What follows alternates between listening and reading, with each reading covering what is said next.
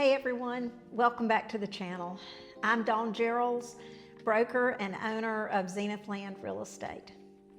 Today, as we continue to work our way through some of the primary documents in an offer and then subsequent contract, we're going to dive into something that every home buyer and home seller needs to fully understand, and that is the seller's property disclosure statement. Because it may not sound all that exciting, but trust me, this form can save both the buyers and the sellers a lot of headache as they go down the road towards closing. So what is the seller's property disclosure statement?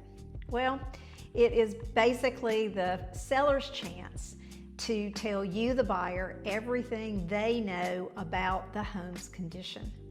It's the good stuff, the bad stuff, and the maybe you should look into that stuff. And here are some of the items that you will find covered in the disclosure statement.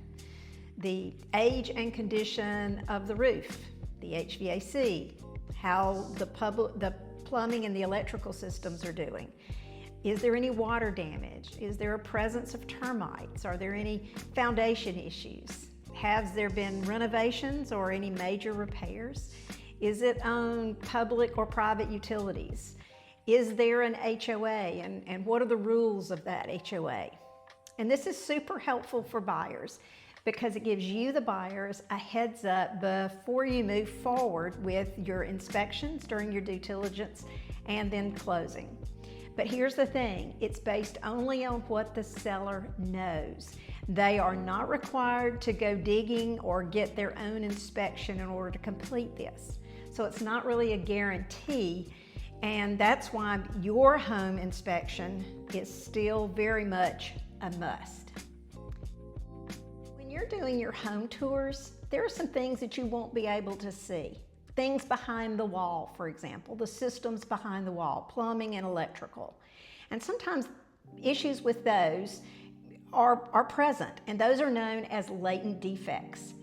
And if the seller knows about those hidden issues, they are legally required to disclose them in the seller's property disclosure statement. And sellers, you need to remember that even if the home is being sold as is, you still have to disclose those hidden defects. And what if a seller doesn't disclose them and something happens on down the road?